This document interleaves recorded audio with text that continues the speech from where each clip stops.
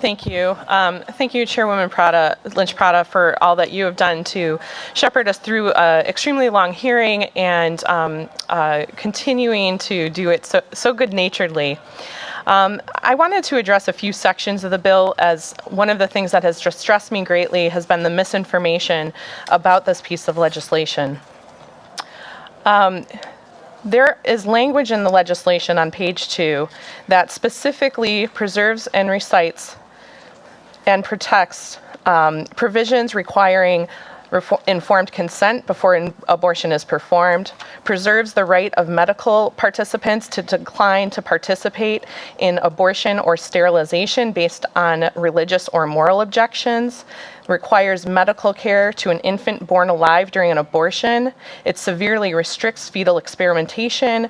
It excludes abortions from state-funded family planning services, and it preserves the provisions of the Rhode Island Health Benefit Exchange. All of those laws with this bill remain in operation, just as they are operating now.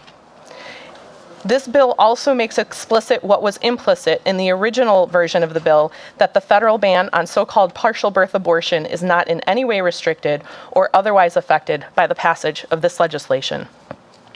During the committee hearing, we had a lengthy conversation about health and the definition of health.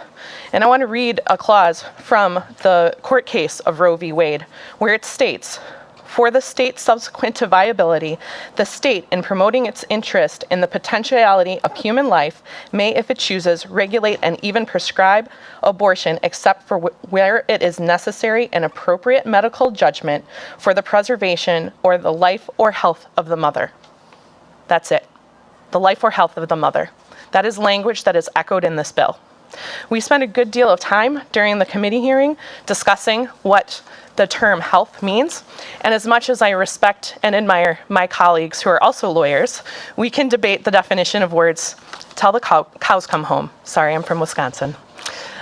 And what I would like and what we need to do is to preserve that definition of health to doctors to make those decisions in consultation with the women that they are providing medical care for. It's important also to note that this legislation on page 5 removes Rhode Island's unconstitutional partial birth abortion statute.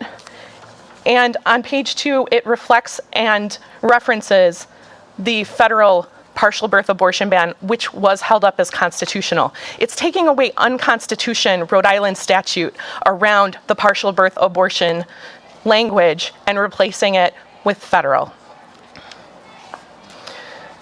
Additionally, this bill adds language around medical license and disciplinary procedures. Specifically, it's amended to add an additional ground of unprofessional conduct for knowingly performing a post-viability abortion. This bill protects the status quo in Rhode Island, nothing more. The national trend since the passage of Roe in 1973 has been to place additional restrictions on abortion access, and even to pass blatantly unconstitutional restrictions in an effort to test the bounds of the Roe v. Wade decision.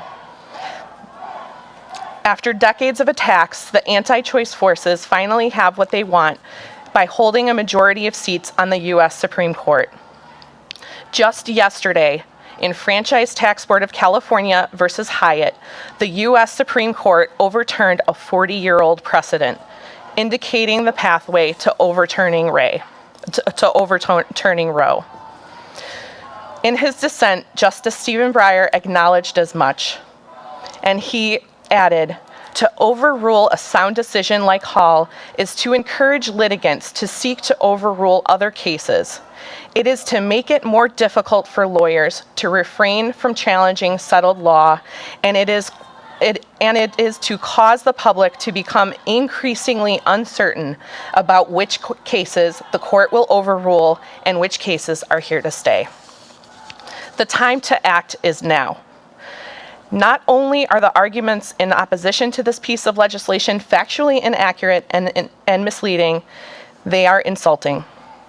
Contrary to rhetoric, Women are not deranged murderers who would carry a fetus for 8 or 9 months before deciding to commit infanticide.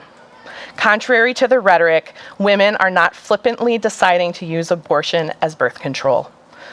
The reality is that the best way to reduce the number of abortions is to implement a smart public health care policy, in part by increasing access to and coverage for contraception.